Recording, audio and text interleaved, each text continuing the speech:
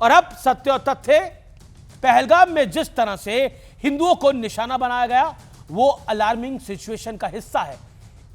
इस हमले से एक बड़ा सवाल तो जरूर खड़ा हो रहा है कि क्या किसी प्लानिंग के तहत बीते कुछ सालों में हिंदुओं को लगातार टारगेट किया जा रहा है। 90 के दशक में कश्मीर से जो निकाले गए वो हिंदू थे।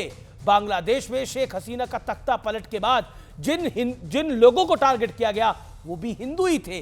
भारत में शोभा यात्राओं पर पत्थरबाजी, पश्चिम बंगाल के मुर्शिदाबाद में हिंदुओं का पलायन, भारत के क्रिकेट में जीत के बाद महू में हिंदुओं पर पत्थरबाजी और अब पहलगाम, क्या यह महज इत्तेफाक है? गोली साइड में रख के उससे पूछा हिंदू है कि मुसलमान? मुसलमान है तो पहले कलमा पढ़ के दिखा। जैसे हमें पता ही नहीं, हम पीछे पलट के देखे हो क्या रहा है, हम उसकी तरफ स्माइल करके पूछे भैया क्या हुआ, कह रहे हिंदू है मुसलमान। मैंने कहा हिंदू, मार दिया। हिंदू या यूं कहे सनातनी निशाने पर क्यों है, यह समझने के लिए हमें 1190 के दशक में आज जाना होगा। कुतुबुद्दीन ऐबक के सेनापति बख्तियार खिलजी ने नालंदा यूनिवर्सिटी को जलाकर खाक कर दिया था। कहा जाता है कि नालंदा यूनिवर्सिटी इतनी विशाल थी कि 3 महीनों तक आग धधकती रही थी। साल 427 में बने नालंदा विश्वविद्यालय में 10,000 स्टूडेंट्स पढ़ते थे। यानी जब बाकी दुनिया ने ABCD का आविष्कार भी नहीं किया था तब भारत में मेडिसिन, तर्कशास्त्र, गणित, बौद्ध सिद्धांतों को पढ़ा और पढ़ाया जा रहा था। इतना विशाल था नालंदा। सोचिए, जिन्हें जीवन भर सिर्फ रेगिस्तान के दर्शन हुए हों, उन्हें भारत की धरती मिल जाए, क्या वो इसे कभी खोना चाहेंगे? क्या वो चाहेंगे कि भारत के लोग पढ़ लिखकर समझदार हो जाएं? इसलिए बख्तियार खिलजी ने ज्ञान के सोर्स पर सबसे बड़ा प्रहार कर दिया।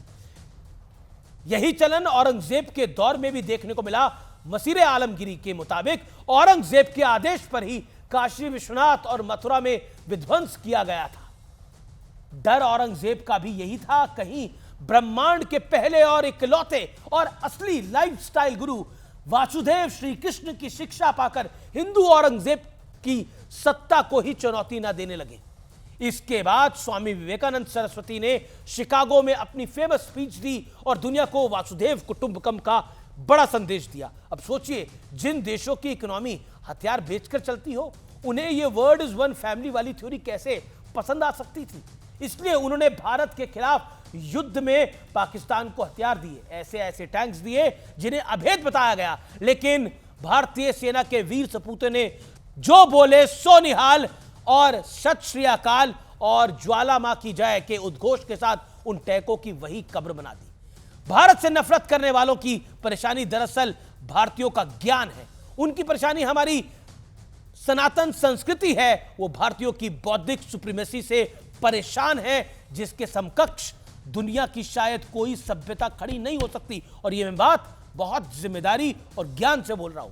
धर्म के नाम पर पहलगाम में जो कुछ हुआ उसके पीछे समाज में दरार को गहरा करने की साजिश ज्यादा लगती है और इस साजिश को हमें समझना होगा। आतंकवाद के खात्मे के साथ साथ इस एजेंडे को फेल और पूरी तरह से डिलेर करना बहुत जरूरी है। भारतीय संस्कृति के खिलाफ सदियों पुरानी प्लानिंग फुल स्टॉप लगना ही होगा।